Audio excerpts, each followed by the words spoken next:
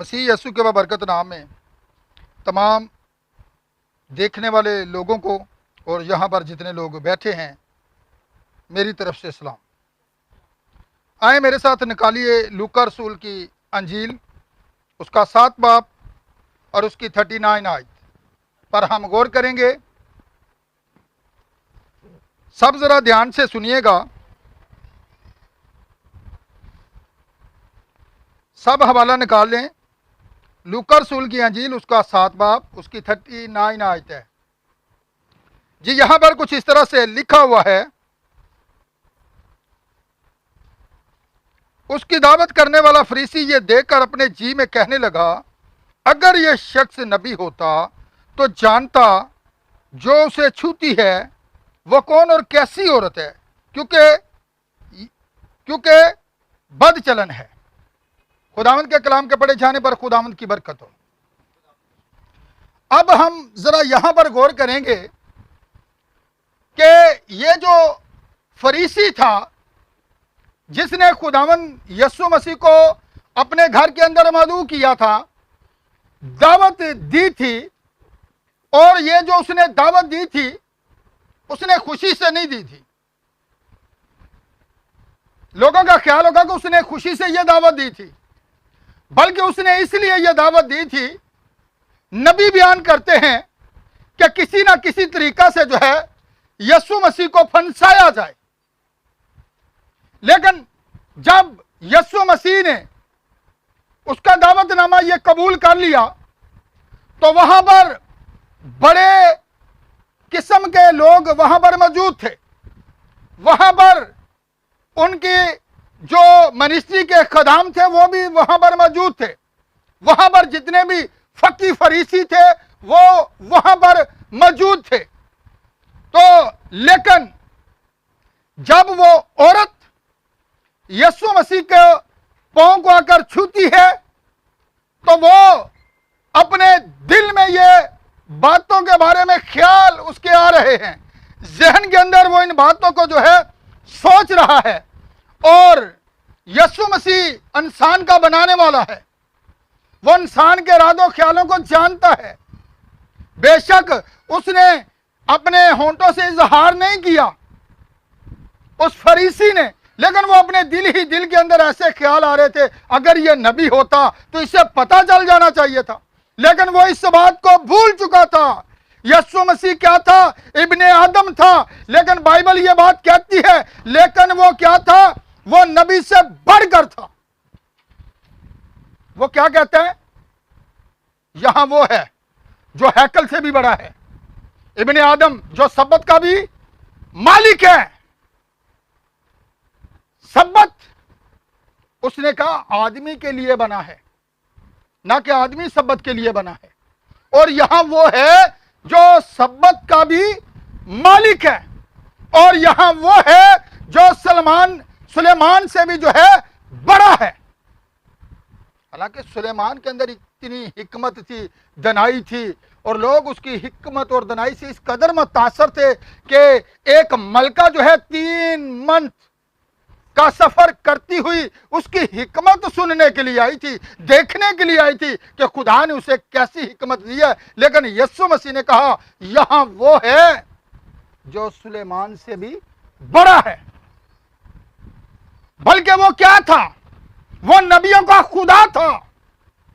यीशु मसीह क्या था? नबियों का खुदा था। इसलिए यहां पर उसने उस फरीसी को कहा, मैं इब्ने आदम हूं, लेकिन तुम बलीवर नहीं हो। अगर बलीवर होते तो तुम्हें पता चल जाना चाहिए था कि मैं कौन हूं। बलीवर वो होता है जो कलाम पर बिलीव करता है, जो खुदा के कलाम का यकीन करता है, जो इत्तेकाद करता है, उसकी बातों पर ईमान रखता है, उसकी बातों से हटता नहीं है, उसकी बातों से मुड़ता नहीं है, बल्कि वो सीधा कलाम के पीछे पीछे चलता है। इसलिए यीशु ने क्या कहा? याद रखिएगा, यीशु ने कहा तेरे पास वो आंखें ही नहीं जिनसे तू देख सके कि तुम्हारे सामने कौन खड़ा है, बल्कि ये तो नबी से भी बड़ा है। और तू अपने दिल में ये ख्याल कर रहा है अगर ये नबी होता तो इसे तो पता चल जाना चाहिए था। ये जो औरत यहां पर जिस तरह आज इस घर के अंदर हम इबादत कर रहे हैं, वहां पर इबादत की जा रही है, और औरत को पता था कि यीशु मसीह आज इस जगह पर आने वाला है। उसने लोगों की परवाह नहीं की, क्योंकि उसका दिल साफ था। उसका क्या था? जिस दिल के अंदर जब यीशु की मोहब्बत आ जाती है ना, फिर वो लोगों को नहीं देखता, वो लोगों की परवाह नहीं करता कि लोग मुझे कैसी नजरों से देखते हैं, लोग मुझे हकारत निगाह से देखते हैं, लोग मुझे गिरी हुई नजरों से देखते हैं। लेकिन उसके दिल के अंदर यीशु मसीह आ चुका था। इसीलिए तो यीशु मसीह से एक बात कहता है, मैं तेरे घर आया लेकिन तूने मुझे पांव धोने के लिए क्यों? फिर कीदत किसकी थी, मोहब्बत किसकी थी? उसने कहा मैं तेरे घर के अंदर आया हूं लेकिन तूने मुझे पांव धोने के लिए पानी तक नहीं दिया। आपको पता है यीशु मसीह पैदल चलता हुआ उसके घर के अंदर आया था, उसके पांव के ऊपर गर्द पड़ी हुई थी, डस्ट पड़ी हुई थी, मट्टी पड़ी हुई थी, और वो इसी तरह गंदे पांव के साथ आकर जो है वहीं पर इबादत के अंदर बैठा हुआ है। और जब वो औरत आई, उसने देखा कि नबी के तो पांव जो हैं सारे कीचड़ से भरे हुए हैं। कैसे भरे हुए हैं? ये एक गीत है, अगली दफा आपको सुनवाएंगे। आके लिबड़े पैरां दे नालों बह गया। ठीक है, अमानत गिल का मैसेज बिलीवर भाई जो इंडिया से हैं, उन्होंने इसके ऊपर गीत भी लिखा है। ठीक है, खुदा ने चाहा तो अगली दफा वो अपनी बेटी माहम से कहूंगा वो आपको यहां पर सुनाए। ठीक है, अब यहां पर सुनिएगा उसने क्या कहा। वो औरत आई, उसने देख लिया कि इसके पांव जो है वो मिट्टी से भरे हुए हैं, कीचड़ से भरे हुए हैं, लेकिन इसने इसे अपने घर के अंदर मदऊ किया है। लेकिन इसने इतना ना किया कि इसे पानी ला के दिया जाए, पांव धोए जाए। और पुराने अहदनामा के अंदर भी और खतूत के अंदर भी हमें मिलता है, जब कोई मेहमान किसी के घर के अंदर जाता था तो वो क्या किया करते थे, एक दूसरे का बूसा लिया करते थे, गले मिलते थे, बहनें बहनों को मिलती थी, भाई भाइयों को मिलते थे। लेकिन इसीलिए तो यीशु मसीह कहता है मैं तेरे घर के अंदर आया, तूने मुझे पांव धोने के लिए। अब वो उस औरत के बारे में सोच रहा है। कौन? वो शमौन फरीसी। उसने कहा तू एक फरीसी है, लेकिन याद रख कि तेरे सामने जो खड़ा है वो तेरा बनाने वाला है। तू अपने दिल के अंदर ऐसे ख्याल, ऐसी बातों को जो है अपने जहन के अंदर सोच रहा है, तेरे दिल के अंदर ये ख्याल आ रहे हैं मेरे बारे में कि अगर ये नबी होता तो फिर तो इसे पता चल जाना चाहिए था। लेकिन वो एक फिर उसे तमसील के अंदर एक बात कहता है कि एक शख्स था जिसने अपने आका का जो था कर्ज देना था। एक का 500 दिनार था और एक का इससे कम था, लेकिन जिसका उसने 500 देना था उसने उसे माफ कर दिया, और जिसका उसने थोड़ा देना था उसे भी माफ कर दिया। लेकिन थोड़े वाले ने, जिसने ज्यादा जिसका माफ हुआ था, उसने जब दूसरे से लेना था तो उसका गला पकड़ा, उसे का गला दबाया कि जो मेरा बनता है क्या कर, मुझे वापस लौटा। लेकिन यहां पर देखें यीशु मसीह उसे कहता है क्या तुम पर लाजम ना था, अब तू बता मुझे कि ज्यादा मोहब्बत किसने दिखाई है, जिसने दावत की है या जिस औरत ने आकर मेरे पांव अपने आंसुओं से धो डाले हैं। वो इतनी देर बैठी उसके कदमों के ऊपर अपने आंसुओं को बहाती रही है, और उसने अपने आंसुओं के पानी ही से जो है यीशु मसीह के पांव को धुलाई कर दिया, वाश कर दिया है। अब उसे टॉवल की भी जरूरत नहीं है। आजकल तो खैर बेटियों के बाल ही बड़े कम होते हैं, शैम्पू बड़े निकल आए हैं, चमकीले बाल, ऐसे बाल है, सिल्की बाल, ते भावें तो सिर तो सारे ही ले जान, बाल सिल्की होने चाहिए, जदीद चमक, ऐसी बात है। तो जे थोड़े बहुते रह जान तो वैसे कट लेंदियां ने, उस भैन ने कट्टे ने, मैं भी थोड़े कट लेनी है। ये जिंदगी को काटना है। आपने बाल को काटा एक बाल को भी काटा, जिंदगी को काट दिया है आपने। अगर आप बिलीवर हैं, ये बातें सख्त हैं, ये है सच्चाई। सच्ची बातें जरा कड़वी होती हैं, लेकिन सेहत के लिए अच्छी होती है। कड़वी दवाई सेहत के लिए अच्छी होती है। मीठी जो होती है ना, वो तो हर बच्चा बड़े आराम से पीता है, खुशी खुशी कहता लाओ मुझे बुलाओ। ते कड़वी फड़ के बयानी बेंदी है, दो जने हो सकते हैं फड़न, फिर भी बाहर कूक लेगा। याद रखिएगा, अगर उस औरत के भी बाल छोटे होते तो वो यीशु मसीह के पांव ना पूछ सकती। उसके बाल इस कदर बड़े थे, बेशक वो बहुत चलन थी, लेकिन एक बात याद रख लें, उस दौर के अंदर सराइयां होती थी। सराइयां कभी देखी है? स्वाद सराई, सबक पढ़ा करते थे हम स्कूलों के अंदर, ठीक है। उसके अंदर हो सकता है उसने पैसा वगैरह जोड़ा हो, इकट्ठा किया हो, लेकिन वो उसे पता था जी यीशु मसीह आने वाला है। उसने जाकर सारा अपना खजाना जो था उसके लिए एक अत्तर खरीद लिया। किसके लिए? यीशु मसीह के लिए। उसने कहा ये मेरे किस काम का है? सब कुछ। आप उसे गल्ला भी कह सकते हैं, लेकिन पुराने जमानों के अंदर ये गल्ले नहीं होते थे, वो सराही होती थी लंबी लंबी सी, ठीक है ना। उनके अंदर लोग अक्सर वो सिक्के वगैरह इकट्ठे करते थे, डाल देते थे, ठीक है। अब यहां पर देखें, सबसे कीमती चीज जो थी, उसने आकर वो इत्र भी यीशु मसीह पर अंडेल दिया। देखिएगा, फिर उसकी मोहब्बत देखिएगा। और वो फरीसी जो है, वो अपने दिल के अंदर ऐसे ख्याल कर रहा है, वो सोच रहा है अगर ये नबी होता तो इसे तो पता चल जाना चाहिए था। उसने टावल भी नहीं मांगा। उसने जब यीशु मसीह के पांव धो दिए तो उसने ये नहीं कहा टावल चाहिए, उसने अपने बालों से पूछने शुरू किए उस औरत ने। तो फिर देखिएगा, ज्यादा अकीदत किसने दिखाई है, ज्यादा मोहब्बत किसने दिखाई है? यीशु मसीह ने उससे कहा कि जा, तेरे गुनाह, तूने बड़ी मोहब्बत दिखाई है। वो जानता था, वो उसका बनाने वाला था।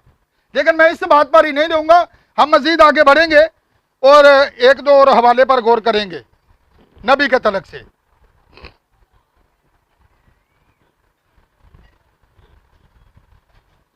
जी मेरे साथ जरा निकालिए इमाल की किताब, उसका 21 बाब और उसकी 10 आयत। वहां पर जरा गौर करेंगे कि क्या लिखा हुआ है। इमाल की किताब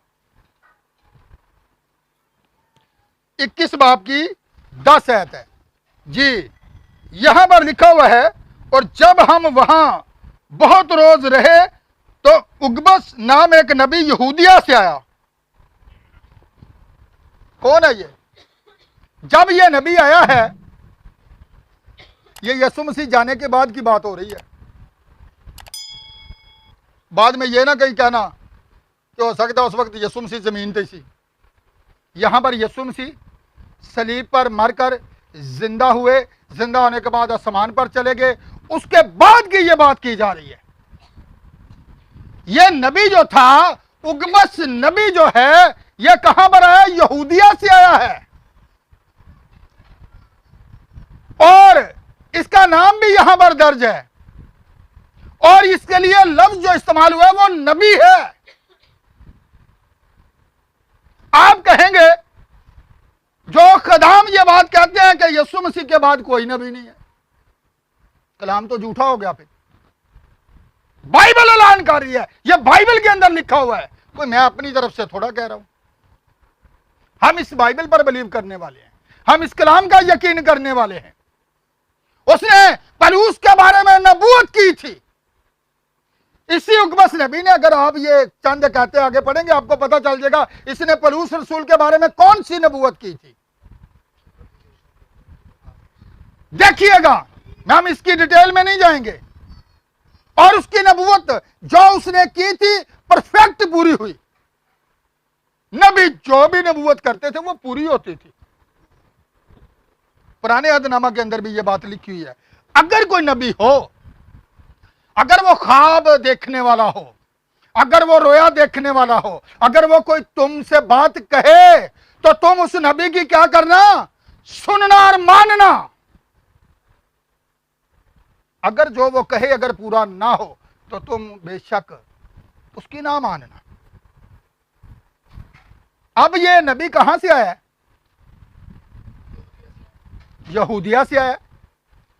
अब मैं एक बात करना चाहता हूं। खुदा का नबी विलियम ब्रनम जो कि मकाशवा की किताब के मुताबिक जो है 7वां सितारा भी है, मलाकी 4 बाब का वो एलिया भी है, ठीक है, और वो बहाली का नबी भी है। उसके पास एक शख्स आता है और वो आकर ये बात कहता है, वो कहता है, पेंटिकॉस्टल एक शख्स आता है, कहता है हम तो अब क्या करेंगे, रूहुल कुदस की रहनुमाई में ही सब कुछ क्या करेंगे, सीखेंगे। आप इस पर बिलीव करते हैं कि गैर जबान ही रूहुल कुदस है? जी, सवाल है। बल्कि रूहुल कुदस के वसीला से गैर जबान है, यह एक नेमत है, याद रखिएगा। लेकिन अगर हम गौर करें तो हमें मिलता है, मेरा ख्याल है ये इफ्सियों ही होगा 4 बाब, तो वहां पर हमें लिखा हुआ मिलता है, कौन सी खिदमतें हैं वहां पर? 5 खिदमतें हैं। उसके अंदर नबी भी है, नबी की खिदमत मौजूद है, उस्ताद की खिदमत मौजूद है, पास्टर की खिदमत मौजूद है, मुबश्शिर की खिदमत मौजूद है। 5 खिदमतों का वहां पर जिक्र है। उसके अंदर उस्ताद भी है, नबी भी है। उस्ताद वो होता है जो सिखाने वाला होता है, और उस्ताद वो होता है जो खुदा के रूह की तहरीक से हो, वो ना जिसे खुदा ने खड़ा ही नहीं किया। नबी वो होता है जिससे खुदा डायरेक्ट कलाम करता है। आप पैदाइश से लेकर मुकाशवा तक तहकीक करके देखे बाइबल में से, खुदा ने जब भी कलाम किया है अपने नबी का वसीला किया है, और फिर वो नबी होता था जो आकर इस बात का ऐलान करता था कि खुदा की तरफ से ये हुक्म है, मुझे ये हुक्म मिला है और मैंने आप तक ये हुक्म पहुंचा दिया है। जी, हम जरा और हवालों की तरफ जाएंगे ताकि आप बेहतर तौर पर जान सकें। जी, मेरे साथ निकालिएगा खरूज 15 बाब उसकी 12 आयत। जरा यहां पर देखें। इससे पहले कि हम वो हवाला पढ़ें, इससे पहले मैं एक और हवाला पढ़ना चाहता हूं, जो बेटियां लिखना चाहती हैं वो लिख लें। ये इमाल 12 बाब है, ठीक है, उसकी पहली आयत है। उसके बाद वो हम हवाला जो है पढ़ेंगे, ठीक है। कलाम के अंदर लिखा है कि बाइबल के अंदर जो यीशु मसीह के बकौल 2 आदमियों की मिलकर गवाही क्या होती है। आज हम देखते हैं कि बाइबल के अंदर कितनी गवाहियां हैं नबी के तलक से, जो यीशु मसीह के जाने के बाद हैं। यीशु मसीह के जाने के बाद कितने नबी आए हैं?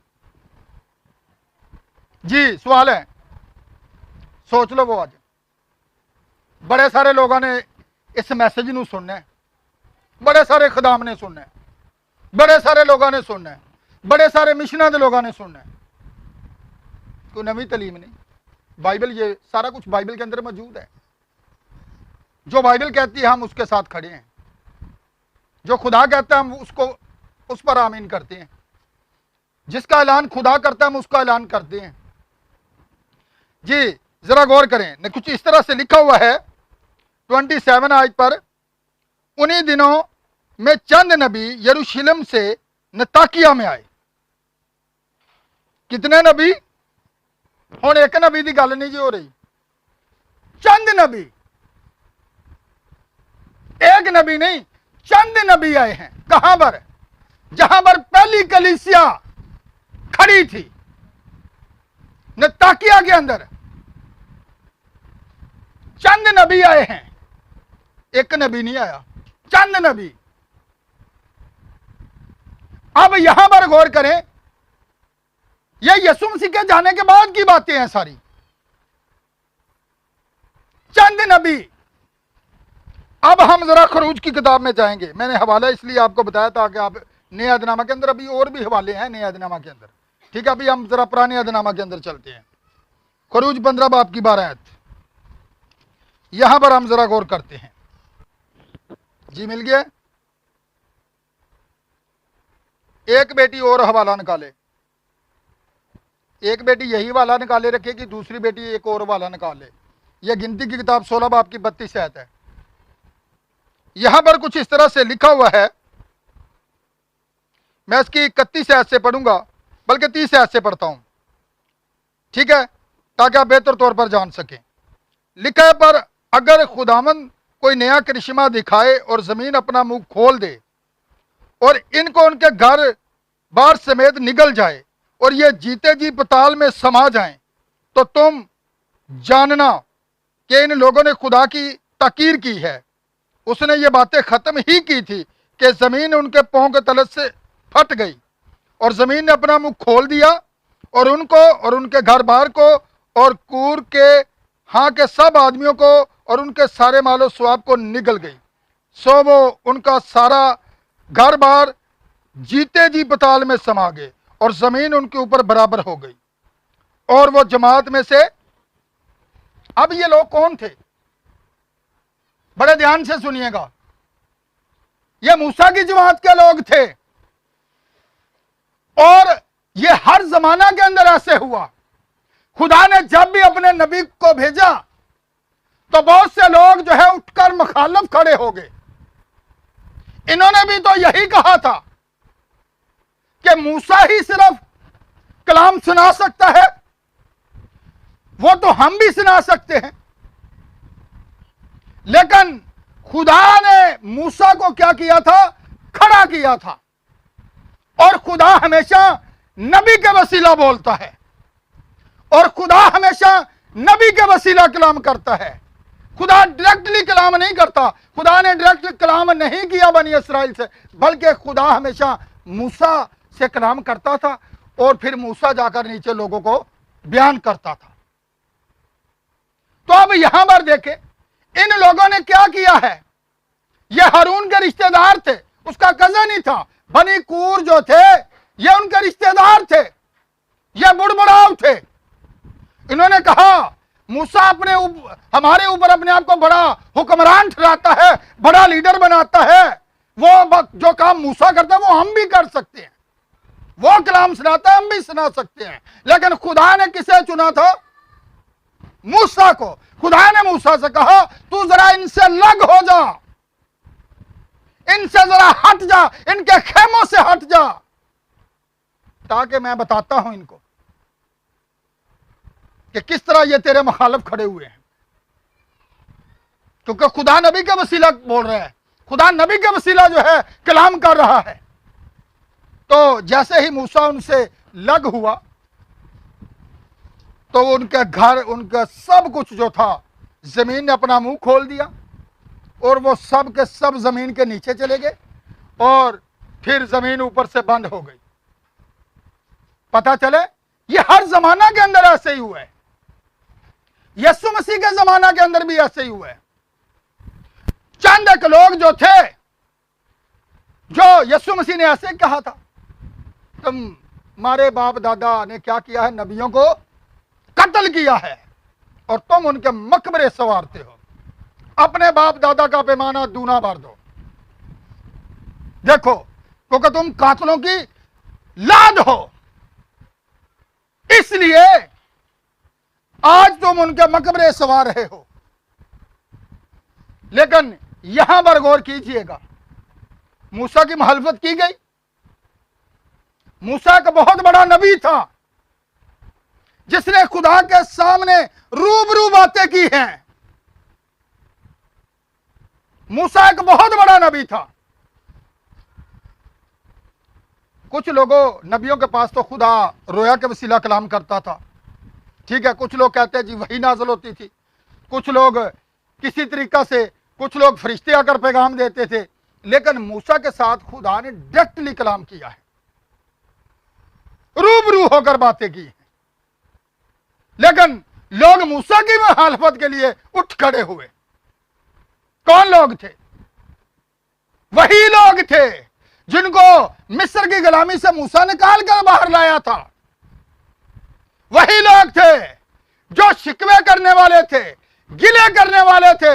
हम मिस्र के अंदर गोश्त खाने वाले थे, हम मिस्र के अंदर अच्छी से अच्छी खुराक खाने वाले थे, हम गोश्त खाना चाहते हैं। खुदा ने मूसा से कहा, क्या कहा? खुदा ने मूसा से क्या कहा? इनको कह सब कुछ तुम्हें मिलेगा। 1 हफ्ता नहीं, 2 हफ्ते नहीं, 3 हफ्ते नहीं, बल्कि पूरा 1 महीना तीतर और बटिए। कभी खाएं? बड़ी आला चीज है, बड़ी खास चीज है। हो सकता है हमें खाने को ना मिली हो, मैंने तो हो सकता है शायद खाई भी हो, लेकिन खुदा ने उनको वो खुराक दी जो उनके वहमो गमान के अंदर भी नहीं थी। तीतर और आसमानी खुराक से उन्हें शेयर किया है और वो खाते रहे। फिर वो कहते होंगे खुदावंद हुण ते दिल ही साडा रज गया, पूरा महीना हो गया तितर बटेरी खाने। लेकिन देखिएगा फिर भी वो नबी, वो मूसा जो कि खुदा के रूबरू होकर बातें करता है, खुदा नबी की सुनता है और नबी जो बोलता है वो यकीनन पूरा होता है। आपको इस बात पर यकीन होना चाहिए। जब सारपत की बेवा को याद रखें, लिखा है एलिया किसी और बेवा के पास नहीं भेजा गया था, जो नबी था खुदा ने भेजा था। वो एक बिलीवर थी। आपको पता है इस कदर कैद था उस मुल्क के अंदर, लोग मर रहे थे, लेकिन उसका इत्तेकाद खुदा के कलाम पर था। वो हर रात नबी कहता है वो दुआ पर दुआ करती होगी। जब जिस मां को पता हो कि मेरा बेटा और एक मैं हूं और मटके में कुछ भी नहीं है, तो मौत हमें आ लेगी, खाने के लिए कुछ भी नहीं है, मुल्क के अंदर कैद पड़ा हुआ है, तो वो हर रात जो है जब अपने बेटे को देख रही होगी, उसका चेहरा जर्द पड़ रहा होगा। ठीक है, वो इस परेशानी के आलम में जब बंदा होता है ना, फिर नींद नहीं आती। जब बंदा दुख की हालत में होता है फिर उसे नींद नहीं आती। ठीक है, लेकिन खुदा ने वहां पर नबी को, वहां पर लकड़ियां चुन रही है, तो उसने उसे बुलाया है। खुदा का मंसूबा देखें, खुदा नबी को इस्तेमाल करते हैं, खुदा नबी से कलाम करता है। खुदा ने उसे वहां पर भेजा था और उसने उसे कहा कि क्या कर, मेरे लिए रोटी ला। तो आगे से जवाब क्या मिला था? मेरे को तो एक मुट्ठी, याद रखें, एक चपाती मैं खानी है तो एक मेरे बच्चे ने खानी है, तो उस तो बाद ऐसा मर जाना। उसने कहा अच्छा मैंने कहा पहले मेरे लिए ला। अब नबी की बात को जो यकीन करते हैं, नबी के पैगाम को जो कबूल करते हैं, वो महफूज हो जाते हैं। वो महफूज हो गई, उसने नबी की बात का यकीन किया है। और नबी के पास होता क्या है? खुदा का कलाम। नबी तो महज बोलने वाला होता है, नबी के अंदर खुदा बोल रहा होता है। लोगों के सामने वो क्या है? नबी है, लेकिन जो उसके अंदर है वो खुदा है। खुदा नबियों के वसीले बोलता है, नबी खुदा का मुंह है। और याद रखिएगा फिर किस तरह उसने नबी की पैगाम को कबूल किया और सबसे पहले वो रोटी बनाकर उसके लिए ले आई।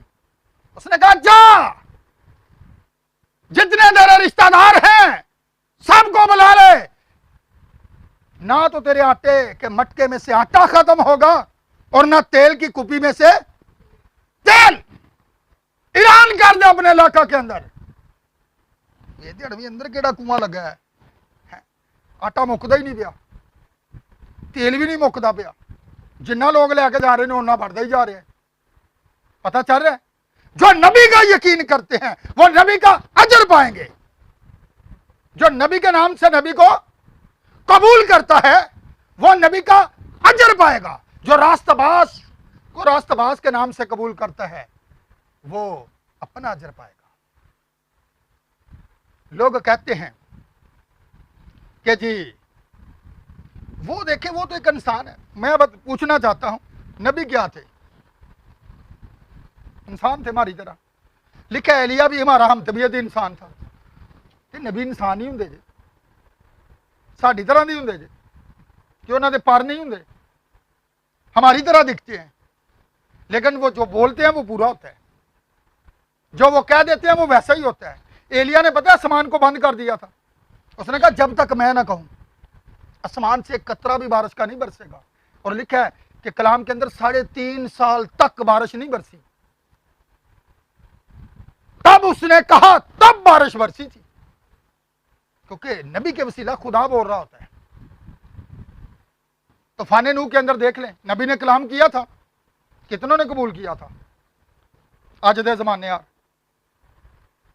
आज भी दुनिया पे ही अपने चक्कर, लेकिन जो बिलीवर हैं वो कलाम को देख रहे हैं, वो किसी गैर के पीछे नहीं जाते, वो भटकते नहीं फिरते, जिधर किसी ने कहा उसके पीछे नहीं चले जाते, बल्कि वो कलाम के अंदर रहते हैं। कौन है? कोई है? बताएं मुझे, कोई है वे जो हमें यीशु की मोहब्बत से जुदा करेगा? ना मौत कर सकती है, ना झगड़े, ना दंगे, ना फसाद, ना तूफान, ना लड़ाई, कोई चीज दुनिया की ऐसी है नहीं जो हमें इस कलाम से बाहर निकाले। मेरे पास एक भाई आया, मैं उसका नाम यहां पर नहीं लेना चाहता, तो वो मुझे कहता है कि आप मेरे साथ मिलकर क्या करें? खिदमत करें। मैंने उसे एक बात कही, मैंने कहा ब्रदर जी आपको पता है कि मैं तंसीमी खादम नहीं हूं, मैं हमेशा बाइबल के साथ चलता हूं, जो बात बाइबल कहती है ना मैं उसका ऐलान करने वाला हूं, ठीक है? तो वो कहता है नहीं, वो मुझे कहता है एक रात जब सुबह उसकी जब मखसूसियत थी, तो वो कहता है जी रात को मैंने एक ख्वाब देखी कि एक फूल है गुलाब का और वो बाइबल के अंदर पड़ा हुआ है। सुनिएगा ध्यान से, हंसिएगा बाद में, ठीक है? फूल है क्या? मैं कोई शेर नहीं सुनाने लगा, आप लोग हंस रहे हैं ठीक है ना? ठीक है, फूल है क्या? याद रखना। तो कहता है मैं ना उसे बाइबल से बाहर खींच रहा हूं, लेकिन वो बाइबल के साथ चिपक गया है। क्या हुआ है? चिपक गया, वो बाइबल से निकल नहीं रहा। जब उसने आकर ख्वाब बयान की, उस दिन उसकी सुबह मखसूसियत थी, मैंने उसे एक ही बात कही, मैंने कहा ब्रदर जी आपको कुछ पता चला? कहता नहीं ब्रदर जी। मैंने कहा वो मैं ही हूं, आप मुझे बाइबल से निकालना चाहते हैं, लेकिन मैं इसके साथ चिपका हुआ हूं, मैं इसको छोड़ना नहीं चाहता। आप मुझे तंजीमों के अंदर लेकर जाना चाहते हैं, मैं नहीं जाना चाहता, और आप मुझे बार बार कहते हैं कि आप मेरे साथ आए। मैं कहता हूं नहीं ब्रदर जी, मैं तो इस कलाम के साथ ही रहूंगा, मेरा जीना मरना इसी के साथ है, और अदालत वाले दिन यही कलाम मेरे लिए खड़ा होगा, जिसके लिए आज मैं जमीन पर खड़ा हूं। तो फिर देखिए कितने लोग हैं जिन्होंने तूफान नूह के अंदर नबी का जो है यकीन किया है। क्या किया है? नबी का यकीन किया है। जो कोई नबी के नाम से नबी को कबूल करता है, कुछ नहीं होता, पड़ा रहने दे, कह रहे वो नबी का अजर पाएगा। अब पता चले नबी के ऊपर बड़े हवाला जात हैं जो यीशु मसीह के आने के बाद हैं, जो कहते हैं कि नहीं जी यीशु मसीह के बाद कोई नबी नहीं, ये सारे वाले उनके लिए हैं। ये कहां से आए? ये मैंने नहीं लिखे, ये यीशु मसीह के जाने के बाद के लिखे हुए हैं, ठीक है? चंद नबी, उकबस नबी, ठीक है, और कितने हवाले के मैं आपको इस पर हवाले दे सकता हूं नबी के तलक से, ठीक है? लेकिन एक बात याद रखें, अभी भी 2 नबी आने वाले हैं, मूसा और एलिया, मकाशवा 11 बाब के अंदर, लेकिन उनका हमारे साथ कोई लिंक नहीं होगा। इससे पहले कि दुल्हन ऊपर चली जाए, मकाशवा 11 बाब के 2 नबी मूसा और एलिया जो है कहां पर रुनुमा होंगे? इस्राएल के अंदर। कहां पर होंगे? इस्राएल के अंदर होंगे। उनके पैगाम के वसीला जो है वो मसीह को कबूल करेंगे। लेकिन यहां वो है, मेरे साथ एक हवाला और निकाल लें जो पहले निकाला था। कौन सा निकाला था? खरूज जी, किसने निकाला हुआ है? खरूज 15 बाब की कौन सी आयत है? यहीं पर हम मैसेज को क्लोज करेंगे। जी यहां पर कुछ इस तरह से लिखा हुआ है, तूने अपना दाहिना हाथ बढ़ाया तो जमीन उनको निगल गई। अब देखिएगा, किसने? खुदा ने। अब वो भी तो दावा करने वाले थे, वो भी तो खिदमत करने वाले थे, वो भी तो प्रस्तुत करने वाले थे, लेकिन मसला क्या था कि वो मूसा के मुखालिफ खड़े थे, वो खुदा के नबी के मुखालिफ खड़े थे, नबी के पैगाम को रद्द कर रहे थे। तो फिर उनका अंजाम क्या हुआ? कहां पर गए हैं? जमीन के नीचे। तो आज फैसला हमारे हाथों के अंदर है। हम मैसेज को कबूल करते हैं। मैसेज है क्या? आपको पता है, नबी बयान करता है कि 4 अना झील है। क्या है? कौन कौन सी है? मत्ती, मरकस, लूका और यूहन्ना। क्या है? ये चारों अना झील है। क्या है? इधर मेरी तरफ ध्यान दे, ये चारों अना। अब याद रखिएगा, नबी कहता है कि 5वीं झील जो है वो मां है। जी कैसे? क्योंकि जब बच्चा पैदा होता है ना, तो वो शुरू से लेकर बड़े होने तक उसकी तरबियत करती है, उसकी परवरिश करती है। इसीलिए तो कलाम अक़दस के अंदर लिखा है कि बच्चों की उस तरफ अब रहनुमाई कर जहां से वो बड़े होकर भी ना हटें। असल बच्चे की जो उस्ताद होती है ना, वो मां होती है।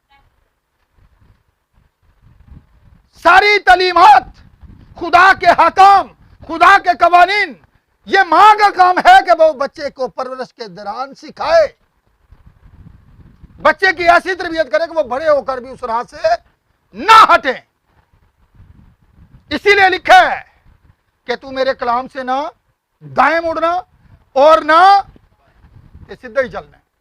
कि असि सीधे ही चलने वाले लोग हैं, सिर्फ कलाम के पीछे, और किसी के पीछे नहीं, सिर्फ कलाम के पीछे। तो कलाम कौन है?